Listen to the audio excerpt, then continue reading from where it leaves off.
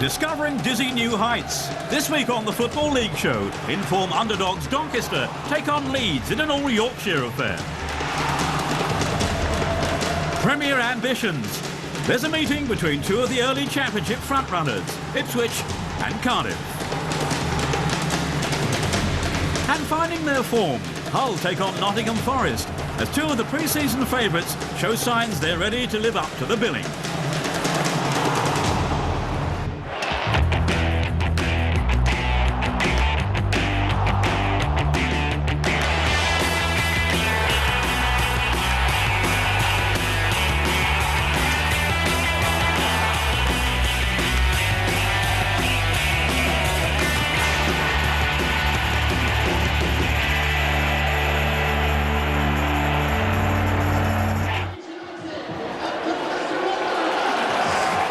We start the show with a match from Friday night, Doncaster versus Leeds. Rovers went into the fixture in 4th place. For Leeds, it was the second South Yorkshire trip in a week after a 5-2 defeat by Barnsley.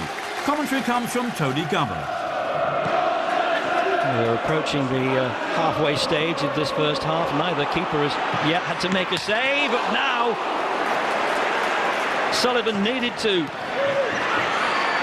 Just got his fingertips on that. And then another shot which goes wide. And Sommer with a great strike which Neil Sullivan just got his fingers on to push it onto the crossbar.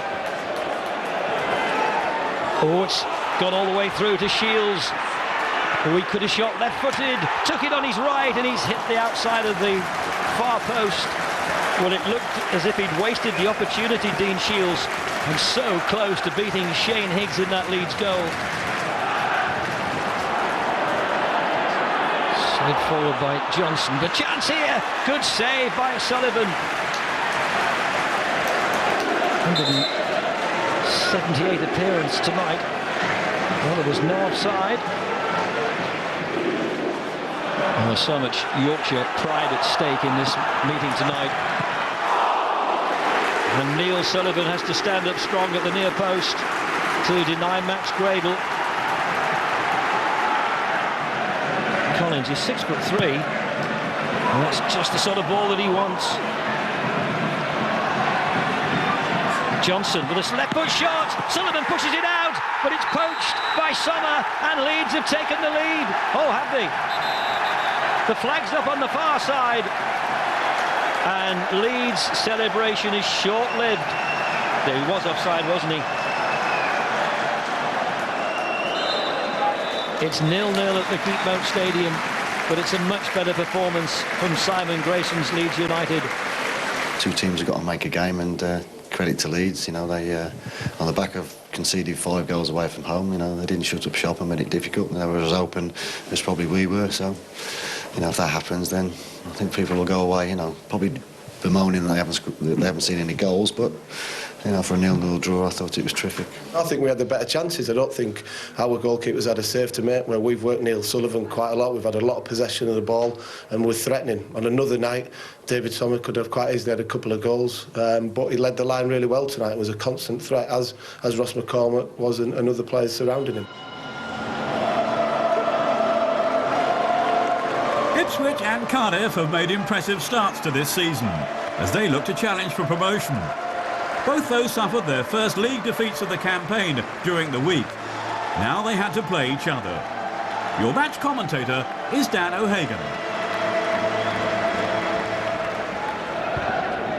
D clear. There's Wickham, and now Townsend for Connor Wickham, who is onside here. Flag has stayed down. Connor Wickham back in the team, takes a tumble. Referee says the ball was taken and not the man.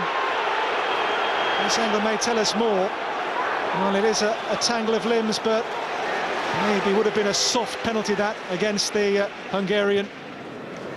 OD, now Wickham for Jason Scotland. Scotland for Connor Wickham. Wickham now for Andros Townsend. Townsend's cross, Edwards waiting, Connor Wickham! Jepes with a block. Gabor Jepes, the man who was in the right place, most definitely there for Cardiff City. Andy Keogh here. Defender now is Macaulay. Wickham will chase here with Jepes. Wickham stronger than Jepes. Connor Wickham, it's a super run! And the goalkeeper Marshall somehow keeps it out. What a save! Wickham was too good and too strong here for first Jepes, then Hudson, but not too good for David Marshall.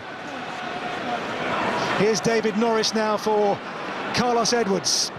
Edwards with the ball in towards Wickham. Oh, own goal! Under no real pressure, Adam Matthews into his own net. It's a horrible one for the teenage fullback. Adam Matthews, under no pressure, finds his own top corner. It's almost a good finish for a striker. Well, can they find a second and potentially clinching goal here? It's in towards Wickham, and here's Jason Scotland. It's Jason Scotland! Wouldn't you just know it? Jason Scotland, 45 goals in 90 games for Swansea, scores his second goal for Ipswich against Cardiff. If the first goal was about good fortune, the second is about just good finishing, and maybe just now has sealed the points for Roy Keane's Ipswich Town here. Here goes Bothroyd for Cardiff. Chris Burke, Whittingham's in there, good save, Martin Fuller. Well, the goalkeeper's not had too much to do today, but what he has done on occasion has been impressive enough, and that's a fine save to keep out Whittingham. Burke's cross and the header was going in. Yeah, I thought it was a good game, a good performance, and I think we deserved it. Cardiff are a very good team and certainly caused us problems today, but with the chances and the overall performance, I think we deserved it. We weren't playing well, didn't think they were doing particularly well, but you know, you can't give goals away. I mean, the young player, he'll learn from it. Even the second goal, he's got out-muscled. And when you're not playing well, you've just got to be solid.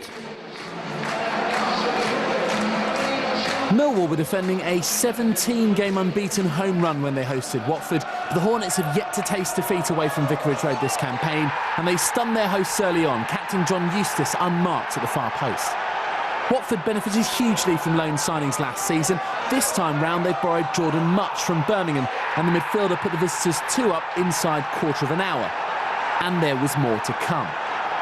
Marvin Sordell has been making quite a name for himself in recent weeks, with 3 goals in his previous 2 games. It wasn't the cleanest of contacts this, but they all count. Watford fans have apparently nicknamed him Scordell. See what they've done there. Lions boss Kenny Jackett was facing the team he'd both played for and managed, but was getting no favours. A superb Adrian Mariappa header, making it 4. Millwall had gone into this game in 3rd place, but hardly looked like promotion contenders, even though Liam Trotter did pull a goal back for the home side. A dramatic comeback never looked on the cards, though. Danny Graham wasn't going to miss out on this party. His 4th league goal of the season was number 5 for the Hornets. And Martin Taylor got on the end of another Don Cowie corner in stoppage time. 6 goals for Watford, 6 different scorers. 6-1 equals their biggest away league win ever. Well, but what I've got is a really hungry group who are athletic, organised, fit, and as I say, they've got a great team spirit because there is no egos among them. So there's a real bond there within themselves. But what you need to do is turn it in training every day, and what you do in training turn it into games. And as I say, it's just that belief that they've got to have that they can turn it into games. You know, the fact that we were tipped. And we still are, tipped for to be one of the relegation candidates is fine, but within the group then you've got to not prove people wrong, but prove yourself right that you're as good as anything in the division. Paulo Sousa could only look on enviously at former club Queen's Park Rangers' impressive start to the new season. 3 points clear at the top of the table, the West London side have made their best start to a campaign in 23 years. And there's been no stopping QPR of late. Just 12 minutes into this match, they had the lead. Jamie Mackie is proving to be a real find for Rangers, that the former Plymouth striker's 7th of the season.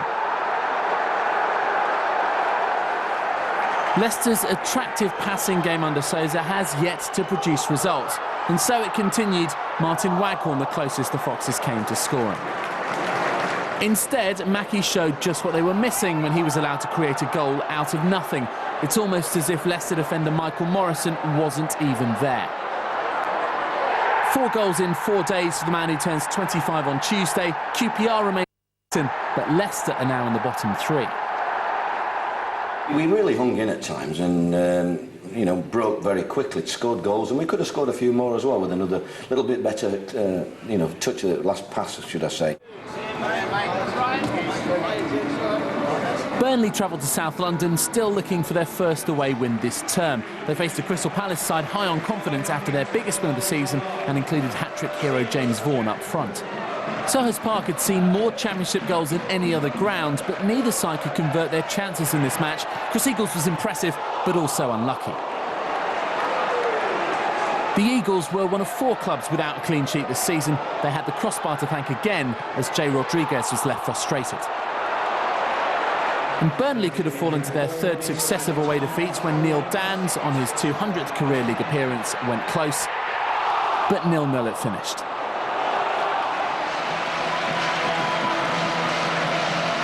After 3 successive league defeats, Preston were in the relegation places. Boss Darren Ferguson was serving the first of a 3-match touchline ban for the visit of Norwich. And whatever view he got of this Grant Holt header, it was better than that of his goalkeeper Andy Lonergan, who was happy to see the ball cleared to safety. Holt scored 30 in total last season. He hadn't netted in his last 4 in the league, but after unselfish play from Corey Smith, he put an end to that run just after the hour mark. That goal enough to win the game for Norwich, only their 2nd league victory at Deepdale in 39 years.